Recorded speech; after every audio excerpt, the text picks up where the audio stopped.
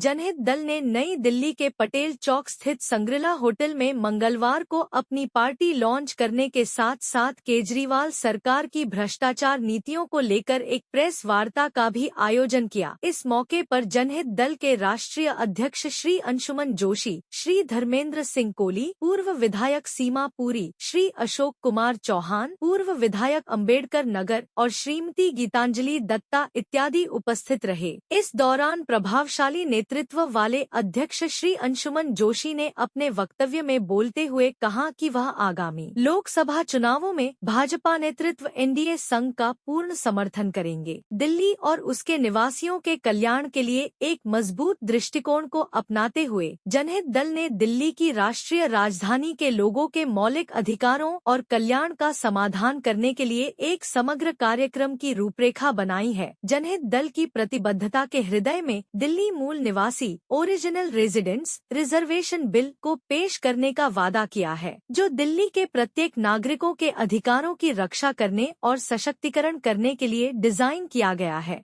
जनहित दल द्वारा इस विधेयक का मुख्य उद्देश्य दिल्ली के निवासियों की सुरक्षा और अधिकारों को सुनिश्चित करना है, चाहे वे किसी भी पृष्ठभूमि से संबंध क्यों न रखता हो। जनहित दल के अध्यक्ष श्री अंशुमन जोशी ने इस पहल को महत्वपूर्ण बताया और कहा, यह लड़ाई दिल्ली के सभी निवासियों की है। हमारे इन अधिकारों को कोई और पार्टी हमें नहीं दे सकती, इसलिए हम भाजपा के समर्थन से हमारी सरकार बनाने का वादा करते हैं और दिल्ली मूल निवासी रिजर्वेशन बिल को पारित करेंगे, जिससे दिल्ली के नागरिकों की सुरक्षा और अधिकार सुनिश्चित हो। हम नागरिकों से अनुरोध करते हैं कि वे इस उद्देश्य में जनहित दल का समर्थन करें। जनहित दल दिल्ली के कल्याण के लिए अपने दृष्टिकोण में एक समग्र पैकेज का वादा करता है, जिसका उद्देश्य निवासियों को सशक्त बनाना और समावेश सुनिश्चित करना है। इसमें महिलाओं को मासिक 5,000 रुपए की वित्तीय सहायता, 400 यूनिट बिजली मुफ्त और 10 रुपए दूध सस्ता और सभी निजी और सार्वजनिक स्कूलों में बिना दान के शिक्षा मुफ्त जैसी प्रावधान शामिल हैं। इससे पहले मैं शिवसेना एकनाथ शिंदे जी कई स्टेट्स को संभालता था चीफ कोर्ट में। उसके बाद में कुछ ऐसी बातें हुई, अनिल कुमार जी के एंट्री के बाद में हमने डिसाइड किया कि हम लोग दिल्ली के अंदर स्पेशली हमारे काफ़ी सारे पूर्व अक्सर एनडीए संगठन हुए थे, हमने डिसाइड किया हम अपनी खुद की पार्टी चलाएंगे और जितने भी पूर्व में आम आदमी पार्टी के लोग रहे हैं, जो भी लोग अपनी पार्टी से त्रस्त हैं, परेशान हैं, उन लोगों ने आके हमको ज्वाइन किया और आए दिन ज्वाइन करते हैं। तो थोड़ा सा आज हम आपको अपडेट करेंगे, एक बड़ा खुलासा हम आपके साथ करेंगे आज, एक्चुअल खुलासा। यूजुअली केजरीवाल जी तो कागज़ दिखाते थे ऐसे करके, लेकिन देते नहीं थे, तो हमने थोड़ा सा चेंज किया कि देखिए भ्रष्टाचार हुआ है तो हुआ है। तो हमने एक कॉपी आपको दे दी है। एक मिनिस्टर हैं कैलाश गहलोत जी, उनके 1200 करोड़ की संपत्ति का हमने आपको पूरा ब्यौरा दिए, एक एक प्रॉपर्टी का केवल नंबर साथ में लिखा है, जो कि आप अपने स्वयं इन्वेस्टिगेशन करके भी जांच कर सकते हैं, निकाल सकते हैं। दूसरी बात ये है, पहले हम आपको थोड़ा प्रेजेंटेशन दे दें, उससे पहले मैं परिचय सबका दे दूँ। ये अशोक चौहान जी हैं, पूर्व में एमएलए हैं, अंबेडकर नगर विधानसभा से, आम आदमी पार्टी में थे, आम आदमी पार्टी के फाउंडिंग मेंबर थे। शुरुआत में 2013 में एमएलए बने। इनके साथ में धर्मेंद्र कोली जी हैं, वो सीमापुरी विधानसभा से एक्स एमएलए हैं। इनके घर से केजरीवाल जी ने राजनीति की शुरुआत करी थी। इन्हीं के घर से सारी, आपको तो पता ही होगा हिस्ट्री, तो मुझे बताने की जरूरत नहीं है। इसके बाद में ये नील हैसलम जी हैं। नील हैसलम जी हमारे इंचार्ज हैं फॉर दी इन्वेस्टिगेशंस। सारी इन्वेस्टिगेशंस जितनी भी हम लोग करते हैं, हमने आज तक की है आम आदमी पार्टी के अगेंस्ट, वो सब पूरी मेहनत इन्होंने और हमने मिलकर करी है। ठीक है जी, पूरा रोल उसमें इन्होंने दिन रात लगा दी, दिन रात लगे रहे, कई साल से लगे हुए हैं और अब जाके इसका रिजल्ट मिला है।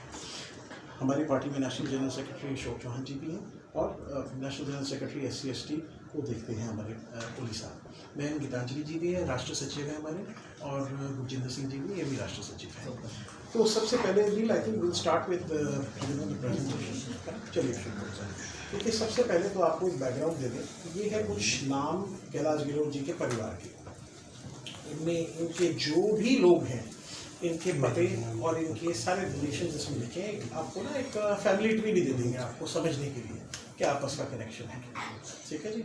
और इसमें एक जज साहब भी हैं जो है वहाँ पे इनके ब्रदर इन लॉ लगते हैं, उनके थ्रू काफ़ी इन्फ्लुएंस करते हैं ये। चलिए आगे, ये अब ये सारा कुछ ये संभाल रहे हैं, थोड़ा आगे चलिए। चाहे टिकट का लेन देन हो या कोई भी तरीके का लेन देन हो। हाँ, और पहले भी इनके, दूसरी बात ये है, पहले भी इन लोगों के आपस के रिलेशन है, करते रहे हैं काफ़ी ट्रांजेक्शन आपस में, जिसका रिकॉर्ड आ गया था। चलिए जस्ट टू अंडरस्टैंड क्या स्ट्रक्चर है। ये कुछ कंपनीज आप देख रहे हैं, इसमें एक ये छोटा सा लड़का है वेबसाइट पे, ये नॉमिनी डायरेक्टर है, बेनामी डायरेक्टर जिसे हम कहते हैं, ठीक है जी। और बाकी वो कैलाश विनोद जी के साथ में उनका क्या कनेक्शन है, ये कंपनीज का कनेक्शन है। शेयर होल्डिंग और काफ़ी में डायरेक्टरशिप उनकी है, और काफ़ी में शेयर होल्डिंग उनकी है, लेकिन डायरेक्टर इसको बना रखा है। एक और लड़का है, वो भी है। नीचे जाएंगे, देखिए सुरेश कुमार गुप्ता जी का भी कनेक्शन है, शिवचरण गोयल जी का भी कनेक्शन है, सत्येंद्र जैन जी का भी कनेक्शन है, और अजय यादव जी का भी कनेक्शन है। ऐसे 18 MLA जिनका कनेक्शन है। यहाँ पे बहुत बड़ी बात है, ये 2013-14 में हमने हवाला मिडनाइट किया था, तो आम आदमी पार्टी का बेनामी चंदा आया था, 50 लाख का अमाउंट था 4 कंपनी से।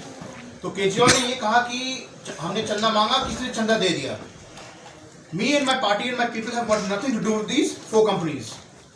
In the matter of few years that we've been investigating, we have come across 18 MLAs, ministers, everybody who are linked to these 4 companies: Goldman, Belcom, Infolance, Sun Vision और Skyline। ये 50 लाख को रात को दिया था, जिसने मोदी जी ने भी चर्चा किया इसके बारे में। यहाँ पे गिल्सन चिट फंड है, ये कंपनी है जिसके बाद में अंशुमन जी चर्चा करेगा इसके बारे में, कितना बड़ा स्कैम निकला इसमें। और गिल्सन चिट फंड का डायरेक्टर पैसा स्मार्ट कॉर्पोरेशन से लिया। स्मार्ट कॉर्पोरेशन का डायरेक्टर है वो हेम प्रकाश शर्मा, जो रिक्शा वाला है। और केजरीवाल ऐसे कह रहा कि मेरा कोई लेन देन नहीं उस कंपनी से। ये 4 कंपनी के साथ पंजाब नेशनल बैंक भी खुला घोटाला, और 18 विधायक इस 4 कंपनी के साथ। हम एक एक करके एक हफ्ता में ये 10 दिन जैसे अंशुमन जी बताया। अच्छी बात ये है आपके जानने के लिए, ये पूरी की पूरी एक फाइनेंस कंपनी चलाते हैं गुड़गांव में। It's an NBFC which he runs indirectly, और उस NBFC में सारा पैसा ब्लैक का वाइट होता है, वो भी हम आपको आगे बताएंगे। मदर स्प्रेड का जो रेड हुआ था ईडी और इनकम टैक्स का थ्रू, वो है फ्लोरेंस नाइटिंगेल का ग्रुप। फैल्कन जर्सी का ईडी का रेड हुआ था, उसका सारे लैंड वैंड सब कब्जा कर लिया। They have taken huge entries from there. Sushil Kumar Gupta का कंपनी ओवरसीज फैशन है, उसने काफी करोड़ों स्काईलाइन मेटल का थ्रू घुमाया। शिवचंद गोयल का कंपनी है नोहर चंद, उसका अलग से इन्वेस्टिगेशन हुआ है, स्काईलाइन मेटल एनालिसिस से हुआ। तो आम आदमी केजरीवाल फिर भी ये कह रहा है I have got nothing to do with, और ये सारे लोग आए ना 49 डेज के बाद। ठीक है, अब देखिए इसके अंदर आपको क्लियर कट दिख रहा होगा कि कुछ कंट्रीब्यूशन के अमाउंट है, इसलिए सर आपको दिख रहा है इस कंपनी के। इसकी कॉपी हमने आपको दी है। हम लोगों ने पहली बार 2013 में सी दी, तो संतोष भी अपने नाम को संतोष ही लगाती थी, कोहली नहीं लगाती थी। आपको पता होगा 2013 में इसने हमारे घर पे अनशन किया था बिजली पानी के मुद्दे पे।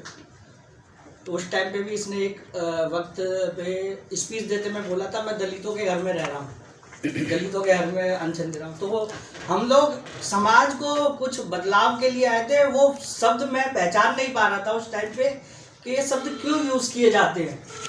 जैसे आज से पहले हम 2002 से काम कर रहे थे, वो उसका आना जाना भी अब 2002 से पहले से ही था, क्योंकि परिवर्तन संस्था हमारे घर के पास में ऑफिस लिया था, वहीं चलती थी। मम्मी एक्शन इंडिया में थी, तो घरेलू इंसाफ पे शुरू से ही काम करती आ रही थी।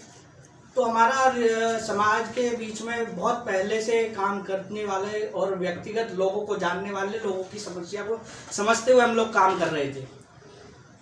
तो अचानक इसने हमारे पूरे के पूरे घर को तहस नहस कैसे कर दिया, आपको भी पता होगा। 2013 में मैं पहली बार विधायक बना, और विधायक बनते ही मेरे पर एक बहुत बड़ी आरोप लगा दिया। धर्मेंद्र सिंह कोहली गोवा में गया हुआ है, न्यूज़ पे चला था, और 3 नाम थे उसमें, मैं, चौहान साहब और प्रकाश जारवाल, देवली से विधायक था।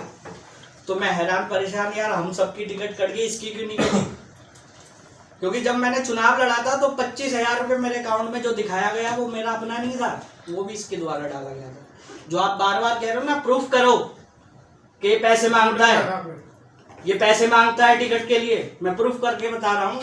मेरे पास एक पैसा नहीं था, सेकंड चुनाव आ गया था भाई, 49 दिन की सरकार में गिर गए थे। इसके विधायक हमेशा करप्शन के लिए शुरू से मजबूत थे। वो 27 से सेटिंग हो गई थी कि पहले ही भ्रष्टाचार ये कर दिया था हम लोगों ने कि हमने कांग्रेस से लेके सरकार बना ली थी भाई। जहां इसने अपने बीवी बच्चों की कसम को नहीं छोड़ा, तो मेरी बहन के शहीद जो सही शब्द था उसको मैं कैसे मान लूं कि मेरी बहन शहीद हुई थी या मर्डर हुआ था? क्लियर इस चीज का हम लोग आज तक पता नहीं लगा पाए। हम लोग लड़ रहे हैं अभी भी। भाई ये कहता कि तुम सीट के लिए लड़ रहे हो, तो बताओ मैं बीजेपी में आज तक क्यों नहीं गया? हर नेता आज जाने के लिए तैयार है बीजेपी की तरफ से, मेरे पास ऑफर नहीं था। भाई वो तो आप लोग बताओ ना कि अगर ईमानदार व्यक्ति है तो वो अपनी सीट पे खड़ा रहेगा, वो क्यों दूसरे की सीट पे जाके बैठ जाएगा? कोई जबरदस्ती उठा के थोड़ी बैठा रहे आपको, आप इधर से उठ के इधर बैठो। भाई आपके मन में लालच है इसलिए तो इधर से उधर भाग जाते हो। सच्चाई है कि हर आदमी को पैसा कमाना है। मूर्ख बना रहा है केजरीवाल, दिल्ली की जनता को हमेशा मूर्ख बनाता हुआ आया है। हम लोगों की अभी तक एफआईआर दर्ज नहीं है जी संतोष कोहली के मर्डर में, जो इसने बड़े बड़े वादे किए थे कि भाई संतोष कोहली का शहीद है, इसकी बलिदान को हम लोग व्यर्थ नहीं जान देंगे। करप्शन के खिलाफ ये लड़की बहुत लंबे समय से लड़ती आ रही है। राशन हो गया, पहचान पत्र हो गया, आधार कार्ड तो चलो बात की बात है, पहचान पत्र, राशन कार्ड, राशन से लेके बिजली के बिल, पानी के बिलों से लेके हमारी बहन ने जमीनी स्तर पे और यहाँ तक कि महिलाओं के साथ जो रेप हो रहे थे उन सब पे संघर्ष किया, बहुत लंबी लड़ाई लड़ी। लेकिन आज सवाल यह है कि हमारी सिस्टर की एफआईआर तक दर्ज नहीं है हमारे परिवार की तरफ से, क्योंकि ये भ्रमित इतना हिसाब से करता है। जिस दिन संतोष का एक्सीडेंट हुआ था हमें 4 घंटे बाद पता चला एक्सीडेंट हुआ है, और जिस दिन ऑपरेशन हो गया उसके रात के बाद हम लोगों को पता चला उसका ब्रेन का ऑपरेशन हुआ है, और उसकी ब्रेन की कम से कम 15 नसों में से 7 नसें काम कर रही है, बाकी नसें काम नहीं कर रही। यहाँ पर जो युवा है वो ड्रग्स में, शराब के उसमें लिप्त हो जाए और अपना भविष्य एकदम अंधकार में कर दे। क्यों नहीं इन्होंने स्किल सेंटर्स ऐसे खोले कि जिसमें किसी को ट्रेनिंग दी जा सके, माताओं बहनों को कुछ सुविधाएं उपलब्ध कराई जा सके। इनके दिमाग में ये नशे का व्यापार आ गया, पर किसी को, बच्चों को खाना देने का या फिर युवाओं को रोजगार देने का इनके पास पिछले 10 सालों में कोई विचार नहीं है।